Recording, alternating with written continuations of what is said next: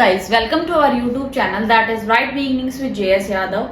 तो हम जो जेनेटिक्स का चैप्टर कंटिन्यू करे थे उसे ही हम आज कंटिन्यू करेंगे। आई होप कि आप सभी मस्त होंगे, गर्मी में अपना फुल प्रोटेक्शन का ध्यान रख रहे होंगे। तो आगे जो हमने जो लास्ट टॉपिक पढ़ रहे थे, हम पढ़ रहे थे मेंडेलियन डिसऑर्डर। उसके अंदर दो चीजें पढ़ ली थी हमने, शायद हमारा हीमोफीलिया पढ़ लिया था, सिकल सेल एनीमिया रह गया था। तो उसको कंटिन्यू करने के बाद हम क्रोमोसोमल डिसऑर्डर पे मूव ऑन करेंगे। तो आपको आई होप कि जेनेटिक्स की क्लास बहुत अच्छे से समझ में आई होगी और कंटिन्यूएशन में रोज उसको एक मिनट स्वाग की थोड़ी बहुत प्रैक्टिस करने से आपको बहुत अच्छी सी चीजें समझ में आ जाएगी। तो अब हम जो पढ़ रहे हैं वो है सिकल सेल एनीमिया। ठीक है, एनीमिया वैसे होता क्या है? सिकल सेल तो मान लो कि सिकल शेप की जो आरबीसी है उसका शेप कैसा हो जाता है? सिकल लाइक हो जाता है। ठीक है, ये होता क्यों है इसके बारे में भी जानेंगे। अब आप बताओ, नॉर्मल अगर मैं एनीमिया की बात करूं, एनीमिक पेशेंट क्या होता है? बीइंग अ साइंस स्टूडेंट, ठीक है, एनीमिया क्या होता है ना? क्या होता है? ब्लड की कमी, है ना, लैक ऑफ आरबीसीज। ठीक है, इससे क्या फर्क पड़ता है? आरबीसी के अंदर आपने पढ़ा देखा होगा बाइकॉनकेव शेप की होती है आरबीसी नॉर्मली। किस शेप की होती है? बाइकॉनकेव शेप के अंदर। इसके अंदर क्या होता है? हीमोग्लोबिन होता है, जो एचबी प्रोटीन होता है। जो क्या काम करता है? हीमोग्लोबिन क्या काम करता है? ऑक्सीजन की बाइंडिंग एफिनिटी होती है, यानी ऑक्सीजन बाइंड करता है इसके साथ और पूरी बॉडी के अंदर क्या करता है? ऑक्सीजन को ट्रांसपोर्ट करता है। ठीक है, यही काम होता है। अब मेरी बात ध्यान से सुनना कि ये मैं कह रही हूँ कि बाइकॉनकेव शेप की आरबीसी होनी चाहिए। इसी आरबीसी का शेप कैसा हो गया? सिकल शेप का हो गया।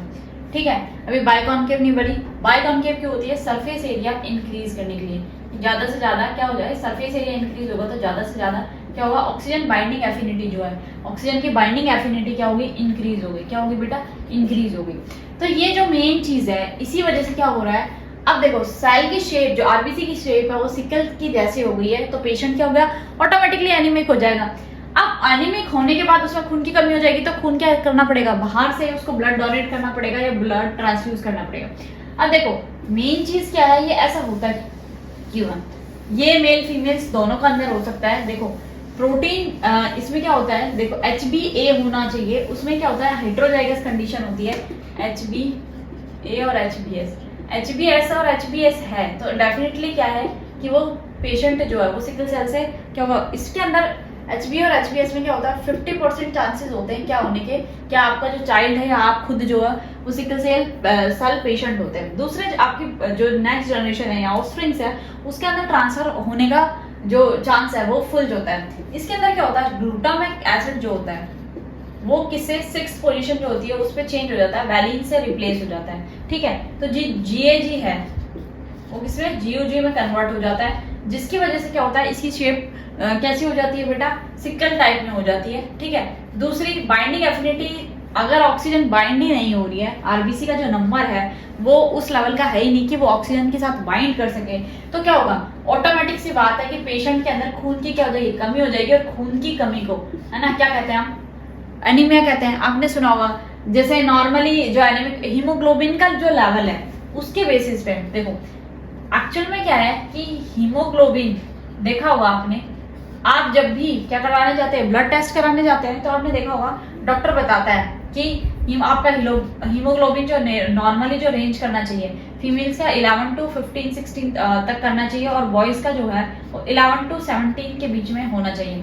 तो ये जो हीमोग्लोबिन का नंबर बताता है कि आपके अंदर अगर 11 से कम है हीमोग्लोबिन तो आप क्या एनीमिक पेशेंट हो, आपके अंदर ब्लड की कमी है, तो वो आपको कहता है आयरन की टैबलेट्स वगैरह देते हैं। लेकिन यहाँ तो क्या है कि जब आरबीसी का जो शेप है वो ही चेंज है बिल्कुल, तो आपके पास ऑप्शन ही नहीं है उसके अंदर। तो ये है कि आपको पेशेंट को बार बार ब्लड को क्या करना पड़ेगा?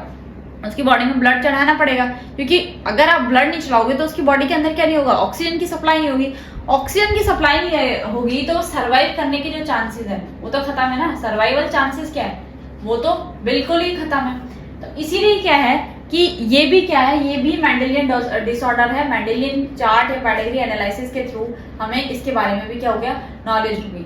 ठीक है, दूसरी बात आपको इसीलिए कहा जाता है कि आपको अपने खाने पीने में ध्यान रखना चाहिए। जो कहते हैं ना कि यार बहुत जल्दी बहुत वीक है, बहुत जल्दी उसकी सांस बढ़ गई है, ठीक है, क्यों? क्योंकि ऑक्सीजन एफिनिटी, जो बाइंडिंग एफिनिटी है, वो क्या होता है, उसके अफेक्ट करती है। अगर आपके अंदर एचबीएस अच्छा है तो आप बहुत इजीली क्या कर सकते हो, सर्वाइव कर सकते हो। बहुत इजीली आप जैसे रनिंग एक्टिविटीज वगैरह बहुत जल्दी थकोगे नहीं, ठीक है, और लॉस ऑफ एपेटाइट या भूख वगैरह की कमी भी नहीं होगी।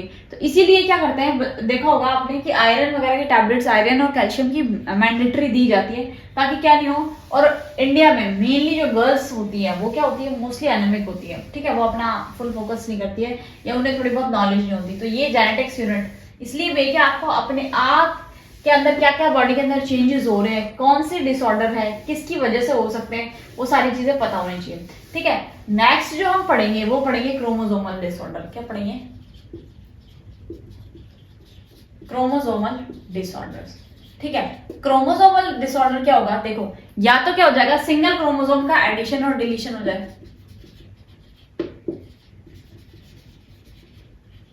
डिलीशन ऑफ क्रोमोसोम, तो उसे कहेंगे एन्यूप्लॉइडी। क्या कहेंगे? एन्यूप्लॉइडी, यानी सिंगल, किसी भी सिंगल चीज का क्या हो रहा है, या तो डिलीशन हो रहा है या फिर एडिशन हो रहा है। दूसरी चीज, या क्या हो जाए, पूरा बेस पेयर या पेयर ऑफ क्रोमोसोम्स का एडिशन या डिलीशन हो जाए, एडिशन और deletion of a pair of chromosomes.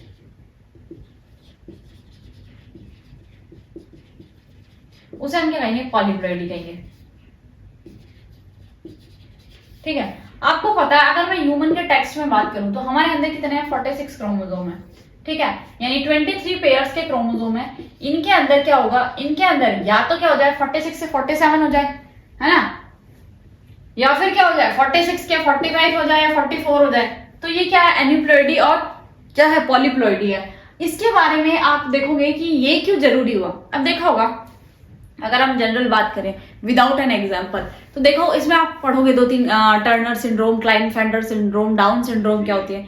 तो क्या होगा, मैं मेनली क्या कह रही हूं कि अगर मान लो क्या हो जाए, एक सेक्स क्रोमोसोम का डिलीशन हो जाए, ठीक है, मान लो किसी फीमेल के अंदर से एक सेक्स क्रोमोसोम का डिलीशन हो गया, तो क्या हो जाए 45 और एक क्रोमोसोम या तो एक्स डिलीट हो जाए, दूसरा या वाई डिलीट हो जाए। तो इसके अंदर क्या होगा, इसके अंदर जो फीमेल्स होंगी उसके अंदर जो कैरेक्टरिस्टिक्स डेवलप होंगे वो फुली डेवलप नहीं होंगे, ठीक है।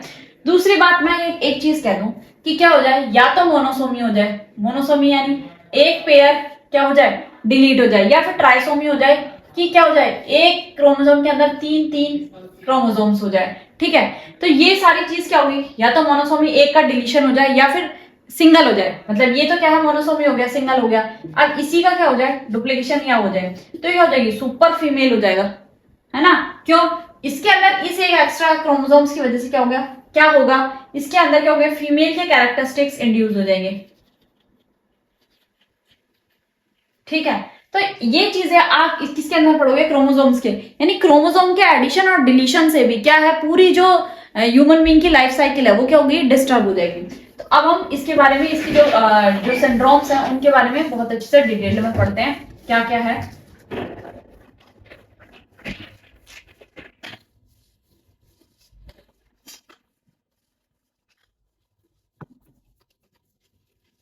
ठीक है, अब हम जो पहले पढ़ेंगे वो किसके बारे में पढ़ेंगे, वो पढ़ेंगे हम डाउन सिंड्रोम।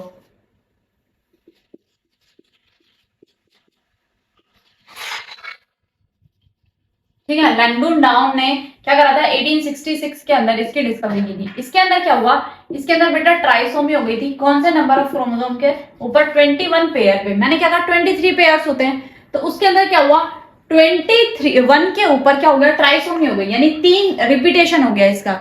तो क्या होगा, ऐसे पेशेंट के अंदर क्या होगा, ये मेंटली क्या होगा, रिटार्डेड होगा। एक तो इसकी जो पाम्स है वो ब्रॉडर होगी, ओपन माउथ होगा, ठीक है, यानी मुंह खुला रहेगा। इसकी जो काफ्स होंगे उनके बीच में जो बाइफर्केशन होता है वो चौड़ा होगा। तो ये जो चीजें हैं, ये क्या है कि मेंटली ये बंदा इतना मतलब एक होता है ना डिसेबल टाइप में, क्या होगा, डिसेबल होगा ये एक तरह से, है ना, कि खुद की सोचने समझने की शक्ति नहीं होगी। तो ये जो क्रोमोसोमल डिसऑर्डर्स है ये आपके लिए कोई बेनिफिशियल नहीं है, लेकिन ये होने के बाद आप जो पेशेंट है या जो भी इससे सफर कर रहा है उसकी जो लाइफ है उसके अंदर क्या हो सकती है, प्रॉब्लम्स हो सकती है।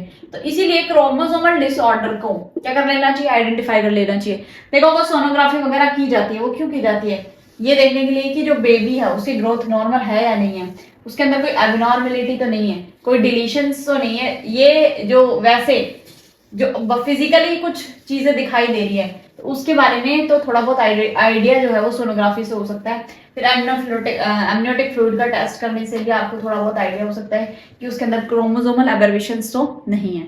दूसरी बात करें हम क्लाइनफेल्टर सिंड्रोम।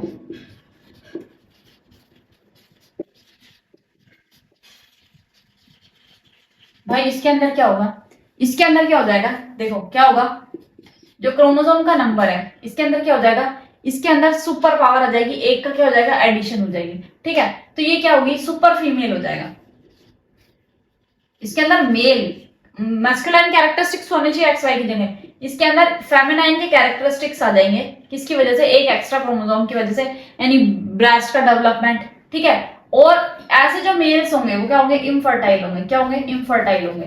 ठीक है, तो देखा होगा कि जो मेल्स होते हैं उनके अंदर बॉडी के अंदर क्या फीमेल्स के कैरेक्टरिस्टिक्स भी डेवलप हो रहे हैं, या फिर वो फीमेल्स की टूवर्ड्स भी अट्रैक्ट हो रहे हैं। तो दीज आर किसी वजह से ये सुपर फीमेल टाइप के पेशेंट्स होते हैं। इनके अंदर क्या होता है, 45 के साथ साथ एक 46 क्रोमोसोम्स होने चाहिए। उसके अलावा क्या हो जाता है, ये कितने क्रोमोसोम्स हो जाते हैं, इसके अंदर 47 क्रोमोसोम्स का नंबर हो जाता है। ठीक है, तो 47 होते ही एक एक्स्ट्रा एक्स के आते ही इसके अंदर ब्रेस्ट का डेवलपमेंट, प्यूबिक हेयर का डेवलपमेंट, वॉइस में जो होता है, वॉइस की पिच जो होती है वो फीमेल जैसी हो जाती है। ठीक है, जो हेयर ग्रोथ वगैरह होती है ना, वो सारी कैसी हो जाती है, फीमेल्स की तरह हो जाती है। मेल्स के जो कैरेक्टरिस्टिक्स है वो क्या हो जाते हैं, सप्रेस हो जाते हैं, क्योंकि इसके अंदर क्या हो जाता है, डबल एक्स क्रोमोसोम्स का इम्पैक्ट पड़ता है। तो जो चीज डोमिनेंट होगी वही चीज क्या करेगी, शो होगी। तो क्लाइनफेल्टर सिंड्रोम के अंदर फेमिनाइन जो कैरेक्टरिस्टिक्स है वो बूम पे होते हैं। ठीक है, टेस्टिस होते हुए भी क्या होता है, फीमेल स्ट्रक्चर का डेवलपमेंट हो जाता है गोनाड्स के अंदर भी। तो ये चीज क्या है, ये इनफर्टाइल इसीलिए होते हैं क्योंकि इनके अंदर क्या हो गया, एक क्रोमोसोम का एडिशन हो गया। दूसरी बात, अगर हम बात करें टर्नर सिंड्रोम की,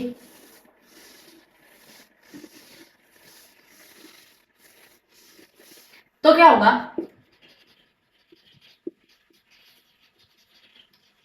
इसके अंदर मेनली क्या होगा, देखो क्या होगा कि इसके अंदर 45 के साथ 46 होना चाहिए, एक क्रोमोसोम का क्या हो जाएगा, डिलीशन ऑफ अ क्रोमोसोम। ये कैसी, इंफीरियर फीमेल होगी, यानी इसके अंदर फेमिनाइन के कैरेक्टरिस्टिक्स तो होंगे, इसके अंदर जो वेल, इसके क्या होंगे, gonads do not well develop, है ना, नॉट वेल डेवलप, गोनाड्स जो होंगे वो वेल डेवलप नहीं होंगे। ठीक है, हो सकता है मेंस्ट्रुअल साइकिल जो है वो भी डिस्टर्ब हो। दूसरी चीज, ब्रेस्ट का डेवलपमेंट भी प्रॉपर नहीं होगा। ठीक है, शी ऑल्सो इनफर्टाइल, है ना, ये भी क्या होगी, इनफर्टाइल होगी। ठीक है, मेंटली ग्रोथ थोड़ा समहाउ इसकी नॉर्मल हो सकती है, लेकिन जो बॉडी के अंदर चेंजेस आने चाहिए प्यूबर्टिक लेवल पे, उस टाइप के चेंजेस इसके अंदर नहीं आएंगे। तो ये क्या है, ये किस वजह से हो गया कि एक क्रोमोसोम्स का जो पेयर है वो जो क्या है, डिलीट हो गया है ना, एक क्रोमोसोम यहाँ पे क्या हो गया, डिलीट हो गया। तो इस वजह से क्या है, ये अंडर फीमेल हो गई है, मतलब ठीक है, हाइट शॉर्ट हो सकती है बहुत ज्यादा, जो आप फीमेल के अंदर जो सेकेंडरी सेक्सुअल कैरेक्टरिस्टिक्स है उनका डेवलपमेंट प्रॉपर नहीं होगा। सेक्सुअल कैरेक्टरिस्टिक्स का तो होगा ही नहीं, सेकेंडरी सेक्सुअल कैरेक्टरिस्टिक्स जो भी होते हैं उनका डेवलपमेंट भी प्रॉपर नहीं होगा। तो इसी वजह से ये क्या है, ये सारे क्रोमोसोमल डिसऑर्डर्स थे जो आपके सिलेबस में थे। इसके अलावा इसमें जो पेडिग्री एनालिसिस है, वो पेडिग्री एनालिसिस मेनली क्या है, डिसीजेस का पता लगाने के लिए किया जाता है। इसके अलावा पेडिग्री एनालिसिस का जो मेंडेलियन कैरेक्टरिस्टिक्स है, यानी पुनेट स्क्वायर और फिजिकली इनकी स्टडी पॉसिबल नहीं थी, इसीलिए तो हमने पेडिग्री एनालिसिस पढ़ा कि मेल और फीमेल से कौन से जनरेशन में कौन कितना अफेक्टेड हो सकता है। ये पेडिग्री एनालिसिस से आपको एक आइडिया हो जाता है जनरल कि हमारी जो लीनिएज चल रहा है उसके अंदर हमारी जो नेक्स्ट ऑफस्प्रिंग है उसके अंदर कोई एबनॉर्मेलिटी तो नहीं होगी, उसके चांसेस क्या है। ठीक है, उससे हम उसे क्योर कर सकते हैं। ठीक है, ऑलरेडी हम उसका टेस्ट करके, उसकी सेल्स का टेस्ट करके आइडेंटिफाई कर सकते हैं कि वो किसी, ये जो जैसे अगर सिकल सेल एनीमिया हो गया तो पूरे जिंदगी भर वो जब तक बच्चा सर्वाइव करेगा, तब तक आप ब्लड ट्रांसफ्यूज करते रहोगे। हीमोफीलिया हो गया तो उसे पता नहीं चलेगा, ब्लड क्लॉटिंग रुकेगी नहीं। तो ये सारी चीजें क्या है, अगर मेंटली रिटार्डेड है तो उस बच्चे का तो जीवन ही बेकार है। तो ये सारी चीजों का आप क्या करें, पहले पता लगा लें। इसीलिए पेडिग्री एनालिसिस क्या है, बहुत इंपॉर्टेंट रोल प्ले करता है ह्यूमन बींग्स के अंदर।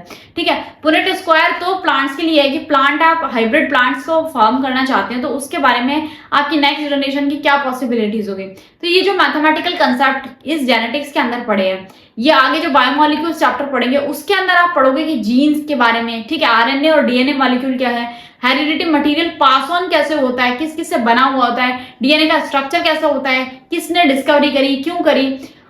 तो ये आज जो है ये एक चैप्टर खत्म होता है, उसके बाद हम नेक्स्ट चैप्टर जो है वो नेक्स्ट क्लास से स्टार्ट करेंगे। तो आई होप कि आपको ये जो जेनेटिक्स का टॉपिक है, जेनेटिक्स एंड वेरिएशन, ये बहुत अच्छे से समझ में आया होगा। अगर आपको बहुत अच्छे से समझ में आया हो तो वीडियो को लाइक कीजिएगा, इसे शेयर कीजिएगा, हमारे चैनल को सब्सक्राइब कीजिएगा और लेटेस्ट अपडेट्स के लिए हमें सोशल मीडिया पर भी फॉलो कीजिएगा। Thank you.